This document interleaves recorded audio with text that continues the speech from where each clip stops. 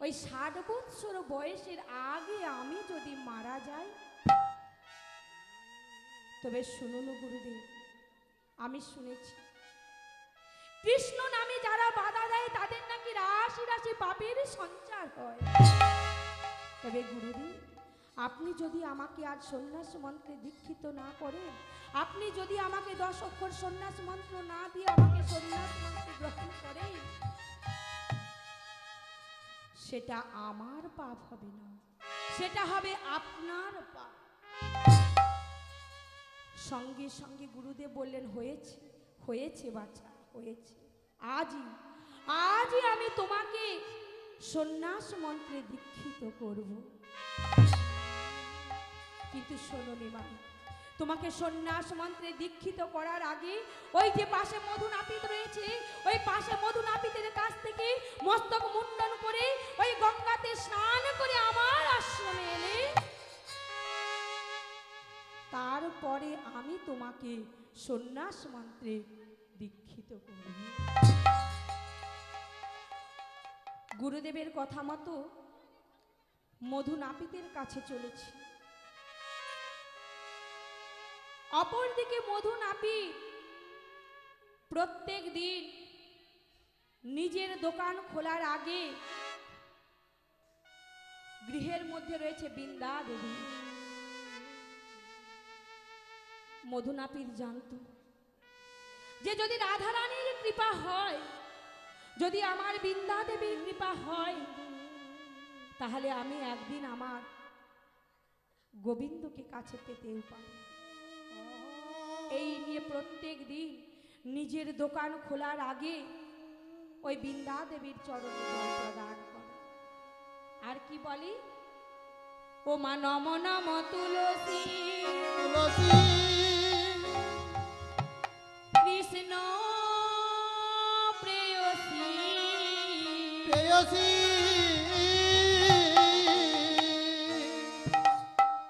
রাধা কৃষ্ণের চরণ পাবো এই অভিলাষে। ও নম নম তুলসী কৃষ্ণ প্রেয়সী রাধা কৃষ্ণের চরণ পাবো এই অভিলাষে। ও নম নম তুলসী কৃষ্ণ প্রেয়সী রাধা কৃষ্ণের চরণ পাবো এই অভিলাষে। নম নম তুলসী কৃষ্ণ প্রেয়সী রাধা কৃষ্ণের চরণ পাবো এই অভিলাষে। মাগো যে তোমারও নাম লয় মন বাঞ্ছা পূর্ণ হয়, যে তোমার নাম লয় মন বাঞ্ছা পূরণ হয়, যে তোমারও নাম লয় মন বাঞ্ছা পূর্ণ হয়। যে তোমার নাম লয় মন বাঞ্ছা পূরণ হয়। কৃপা করে করো তারে বৃন্দাবনবাসী। নম নম তুলসী কৃষ্ণ প্রেয়সী হরি হরি বল। রাধা কৃষ্ণের চরণ পাবো এই অভিলাষে। নম নম তুলসী কৃষ্ণ প্রেয়সী রাধা কৃষ্ণের চরণ পাবো এই অভিলাষে। নম নম তুলসী কৃষ্ণ প্রেয়সী রাধা কৃষ্ণের চরণ পাবো এই অভিলাষে। মধু বৃন্দা দেবীর চরণে জল প্রদান করছেন, ঠিক সেই সময় মধু মধু বলে ডেকে উঠল। মধু নাপিত ভাবছেন, কে কে আমায় মধু মধু বলে ডাকছে। তবে কণ্ঠস্বরটা অতীব চেনা মনে হচ্ছে। তবে কি যার জন্য এতদিন আমি পথে বসেছিলাম, তিনি কি আমার কাছে এসেছে? সঙ্গে সঙ্গে মধু দরজা খুলে চমকে উঠল। এ কি, কে তুমি? কোথা থেকে এসেছো? পুরুষের কি এত রূপ থাকে? বললেন, কে? তোমার নাম কি? তোমার পরিচয় কি? বললেন, মধুরে, মধু, আমি আমি কে জানিস? আমি ওই শ্রীধাম নবদ্বীপ থেকে এসেছি। কেউ আমায় নিমাই বলে, কেউ আমায় গৌরাঙ্গ সুন্দর বলে। তবে মধু, তুই আমায় নিমায়ও বলতে পারিস, আবার গৌরাঙ্গও বলতে পারিস। মধু নাপিতের জানতে আর বাকি রইল না। মধু নাপিত বলছে, সেটা তো না হলে আমি বুঝলাম, এই যে তুমি এত সকাল সকাল আমার কাছে এসেছো, কিছু করি টরি এনেছে তো? যেই না বলা, সঙ্গে সঙ্গে বলছি, আমি শুনেছি প্রথম খদ্দেরকে যদি ধারে ছাড়া হয়, বৌনির খদ্দেরকে যদি প্রথমে ছেড়ে দেওয়া হয়, তাহলে কিন্তু আমার সারা দিনটা ধারেই চলবে। তাই তুমি কিছু করি টরি টাকা পয়সা এনেছো তো? মধু নাপিতের কথা শুনে প্রভু বলে উঠলেন, ওরে মধু, মধু, তবে শোন মধু, আজ যদি তুই আমাকে পার করে দিস মধু, জানিস মধু আমি তোকে কি করব জানিস? ওই শেষের দিনে আমি তোকে কি করব জানিস মধু? আমি হাত ধরে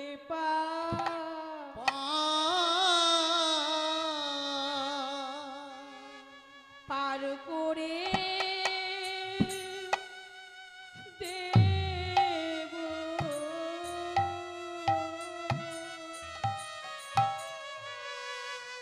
ধরে হাত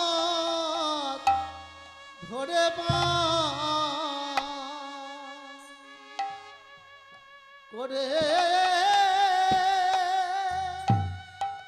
দেব।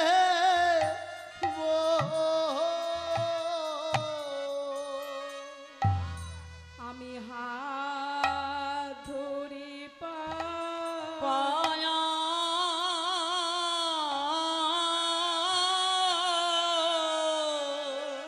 পার করে দেব।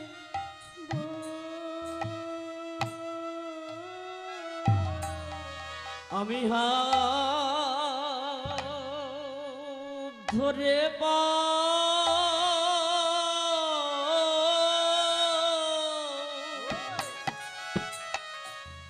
পারে করে দেব।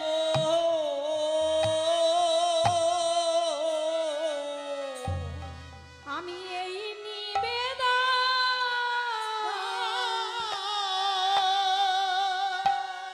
তোকে জানাই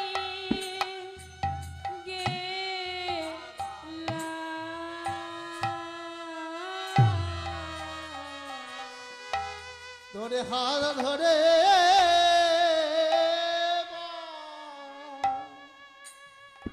পারে গড়ায়ে দেব। ওরে মধু, মধু, আজ যদি তুই আমাকে পার করে দিস, জানিস মধু, এই জগৎ জীবের কল্যাণের জন্য আজ যদি তুই আমাকে পার করে দিতে পারিস, মধুরে, তোকে ওই শেষের দিনের পারের ভাবনা আর ভাবতে হবে না রে মধু। সঙ্গী সঙ্গী মধু নাপিত প্রভুকে উপবেশনের ওপর বসালে, আর খুরখানা বের করে জয় গুরু বলে নিজের মস্তকে ঠেকিয়ে সঙ্গে সঙ্গে মহাপ্রভুর মস্তক তিনি মুন্ডন করলেন আর বললেন, প্রভু,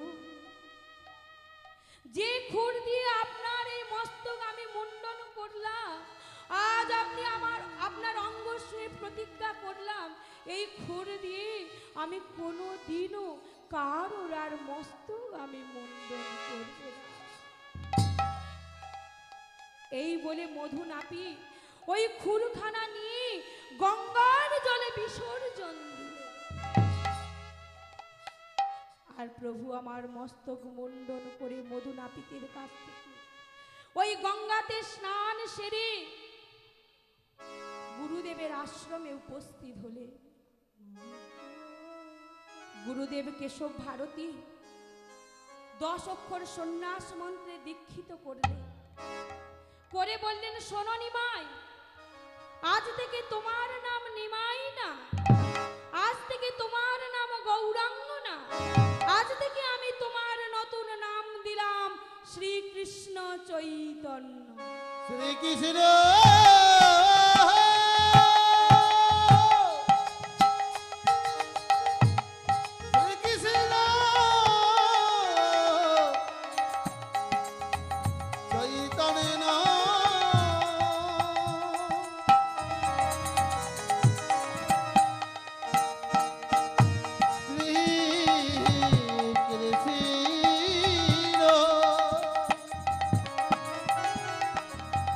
চৈতন্য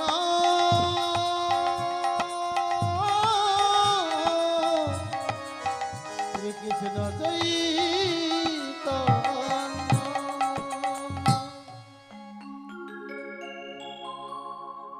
শ্রীকৃষ্ণ চৈতন্য নাম নিয়ে জগৎ জীবকে উদ্ধার করার লাগি ওই বৃন্দাবনের উদ্দেশ্যে রওনা হলেন। কেন না বৃন্দাবনে কৃষ্ণকে দর্শন করার জন্য। তাই চলুন আজ আমরাও গিয়ে দেখি প্রভুর সঙ্গে ভগবান কৃষ্ণ আমার বৃন্দাবনে কি করছে। তাই চলুন। আজ কৃষ্ণ এলো বৃন্দাবনে, আজ কৃষ্ণ এলো বৃন্দাবনে, তোরা দেখে যা দেখে যা দেখে যা দেখে যা দেখে যা জনে জনে।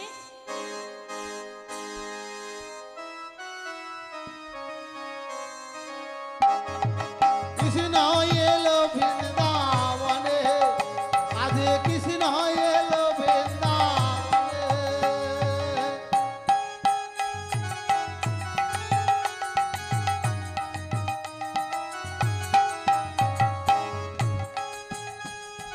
হেই, হেই।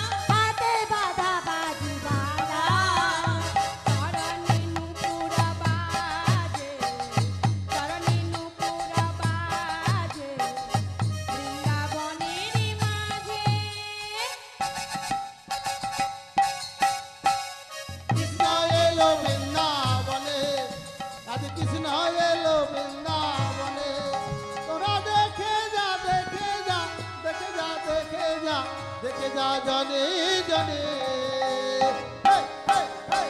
কৃষ্ণ এলো বৃন্দাবনে নিতাই এলো বৃন্দাবনে কৃষ্ণ এলো বৃন্দাবনে আজ কৃষ্ণ এলো বৃন্দাবনে আজ কৃষ্ণ এলো বৃন্দাবনে শ্রীকৃষ্ণ চৈতন্য নাম নিয়ে ওই বৃন্দাবনে কৃষ্ণকে দর্শন করার জন্য চলেছে। উপস্থিত হলেন কোথায়? না রাঢ় দেশ একচক্রা গ্রাম। সেখানে একটি বড় বৃক্ষের তলদেশে উপস্থিত হলেন। কেন? তিনি যদি বৃন্দাবনের পথে চলেছিলেন, তাহলে ওই বৃন্দাবনের পথে না গিয়ে ওই রাঢ় দেশ একচক্র গ্রামে তিনি উপস্থিত হলেন কেন? তাহলে তিনি কি পথ ভুলে গিয়েছেন? না বাবা, আসল ব্যাপার কিন্তু ওটা নয়। যিনি অন্তর্যামী, যার ইঙ্গিতে সূর্য পূর্ব আকাশে উদিত হয়, পশ্চিম আকাশে অস্ত যায়, যার ইঙ্গিতে নদীতে জোয়ার ভাটা হয়, যার ইঙ্গিতে সারা জগৎময় চলে, সেই অন্তর্যামী ভগবান তিনি কি তাহলে পথটা ভুলে গিয়েছেন? না বাবা, তিনি না প্রতিজ্ঞা করেছেন উত্তরে হিমালয় থেকে দক্ষিণে কন্যাকুমারিকা পর্যন্ত কৃষ্ণ নামের বন্যায় তিনি প্লাবিত করবেন। তিনি সেই প্রতিজ্ঞা রক্ষা করার জন্য তিনি বৃন্দাবনের পথে রওনা দিয়েছিলেন বটে, কিন্তু গেলেন কোথায়? না রাঢ় দেশ একচক্রা গ্রাম। সেখানে তাহলে তিনি গেলেন কেন? না তিনি সেখানে উপস্থিত হয়ে সেখানে কি করলেন? উপস্থিত হয়ে দেখলেন ওই রাঢ় দেশে তখনো পর্যন্ত কেউ কৃষ্ণ নাম বলে না।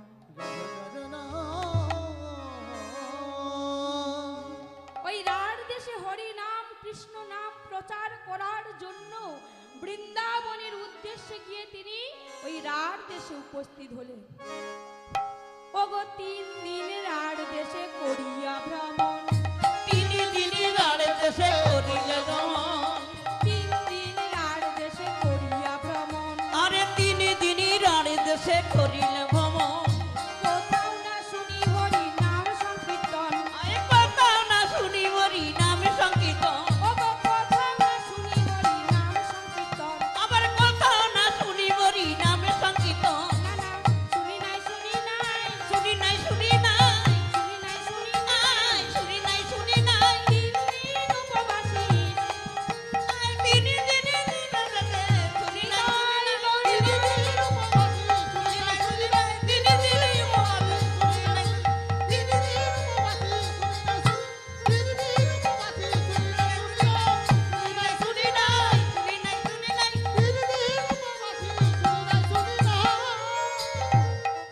আচ্ছা, এবারে মায়েদের কাছে প্রশ্ন আমার।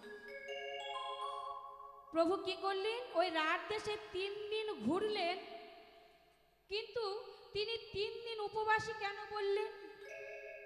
বা আমরা উপোস কখন করি মা? কখন বলি?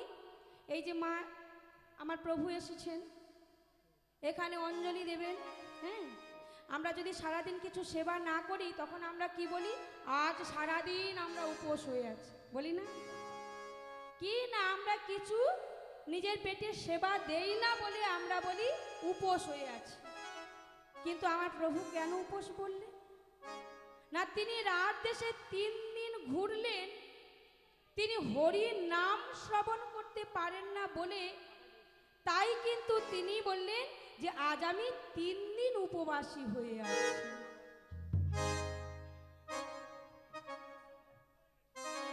তিনি যখন দেখলেন যে ওই রাঢ় দেশে কেউ হরি নাম করছে না, মহাপ্রভু ভাবলেন, যিনি শ্রীকৃষ্ণ চৈতন্য নাম নিয়ে এসেছে, ভাবলেন যে আমি কেমন করে রাঢ় দেশের মানুষের মনের মধ্যে বদনে হরি নাম বলাবো।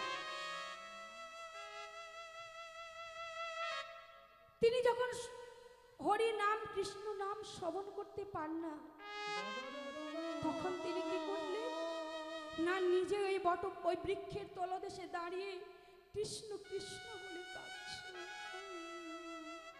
আর যখন কৃষ্ণ কৃষ্ণ বলে কাঁদছে, নয়ন থেকে নয়ন অশ্রু ওই মাটি বুকে পতিত হলো। আর তা থেকে সৃষ্টি হলো ভক্তি দেবী। কেন না কারোর মনে যদি ভক্তির সঞ্চার না হয়, সে কোনোদিন বদনে কৃষ্ণ নাম হরি নাম বলতে পারে। তাই আগে ওই রাত দেশের মানুষের অন্তরের মধ্যে আমাকে ভক্তির সঞ্চার করতে হবে। সেই কারণে নিজের নয়ন অশ্রু থেকে সৃষ্টি হলো ভক্তি দেবী। ভক্তি দেবী করজোড়ে বললেন, প্রভু আপনি আমাকে সৃষ্টি করলেন কেন? বললেন, শোনো, এই রাত দেশে যদি আমাকে হরি নাম প্রচার করতে হয়, তাহলে ওদের অন্তরের মধ্যে ভক্তির সঞ্চার করতে হবে। আর তোমাকে সেটাই করতে হবে। ভক্তি দেবী মনে মনে ভাবলে যে আমি কার অন্তরের মধ্যে প্রবেশ করব, আর কার অন্তরের মধ্যে প্রবেশ করলে তার মনে ভক্তির সঞ্চার হবে, আর বদনে কৃষ্ণ নাম করে আমার প্রভুকে আনন্দ দান করবে। হঠাৎ প্রভুর কৃপা ভক্তি দেবী অদূরে দেখতে পেলেন কয়েকটা ছোট্ট ছোট্ট রাখাল বালক আসছে। ভক্তি দেবী ভাবলেন, যদি যদি হরি নামের প্রচার করতে হয়, তাহলে ওই ছোট্ট ছোট রাখাল বালকের অন্তরের মধ্যে প্রবেশ করতে হবে। কেন না হরি নাম সেই বলতে পারে যাদের ছোট্ট শিশুর মতো অতীব সরল মন, অতীব কোমল মন। আর ওই কমল সরল মন যাদের, তারাই একমাত্র বদনে হরি নাম বলতে পারে। তাই ওই ছোট্ট ছোট্ট সন্তানের হৃদয় অতীব কোমল আর অতীব নরম। তাই আজ যদি আমি ওদের অন্তরের মধ্যে প্রবেশ করি, তাহলে ওই সরল মনে ওদের যদি আমি হরি নাম বলাতে পারি, তাহলে আমার প্রভু আনন্দ লাভ করবে। এই বলে ভক্তি দেবী কি করলেন না ওই ছোট্ট ছোট রাখাল বালকের অন্তরের মধ্যে প্রবেশ করলেন। আর যেই না অন্তরের মধ্যে প্রবেশ করেছে, সঙ্গে সঙ্গে এক রাখাল বালক অপর এক রাখাল বালককে বলছে, ওরে জানিস, আমরা তো প্রত্যেক দিন মাঠে বিভিন্ন ধরনের খেলাধুলো করি, কিন্তু জানিস আজ আমরা এক নতুন খেলা খেলি। এক রাখাল বালক বলে উঠল, বল না বল না, আজ আমরা কি খেলা খেলবো? বলছে, শোন, আমার দাদু অনেকদিন আগে নগরদ্বীপে গিয়েছিল। ছোট্ট ছেলে তো নবদ্বীপও বলতে পারছে না, বলছে নগরদ্বীপে গিয়েছিল। আর সেখান থেকে খোল করতাল নিয়ে এসেছি।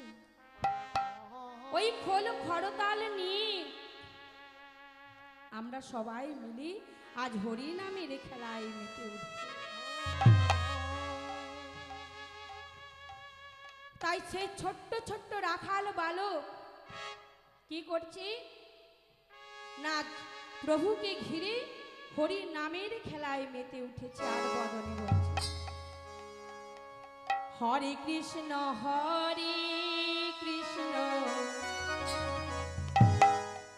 কৃষ্ণ কৃষ্ণ হরে হরে,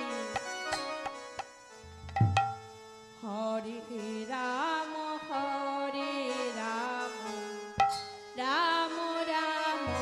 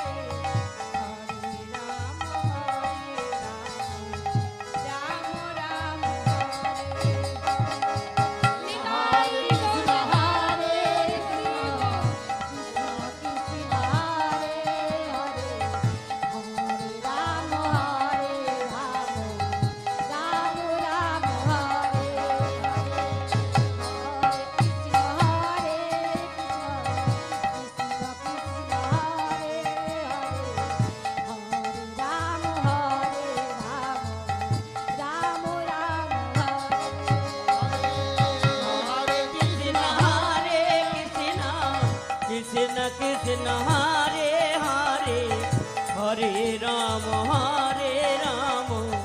রাম রাম হরে হরে হরে কৃষ্ণ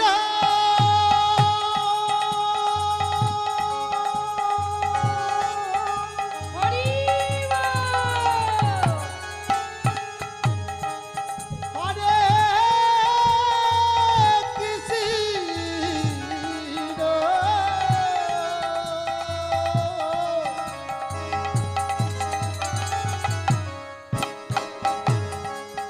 কৃষ্ণ কৃষ্ণ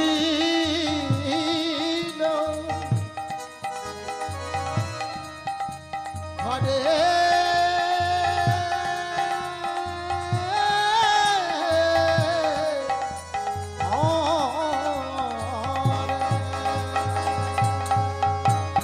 হরে রাম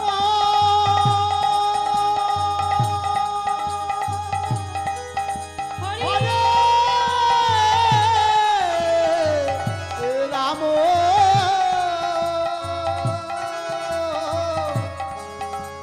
রাম